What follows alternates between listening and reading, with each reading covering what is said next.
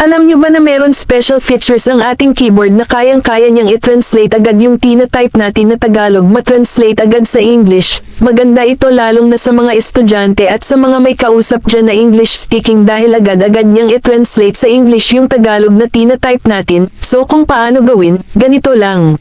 First, punta lang kayo sa message app or sa messenger nyo basta sa pwede kayong mag-type ng gusto nyong sabihin. Tapos dito kapag lumabas na itong keyboard nyo, makakita nyo ganitong logo, so i-click nyo lang yan, at ganito na ang lalabas, then makikita nyo na itong translate, then dito naman guys, kailangan nyo lang na i-click itong arrow na vice versa, para maging Filipino to English. Then yan na pwede na tayo mag-type, sa i-try natin.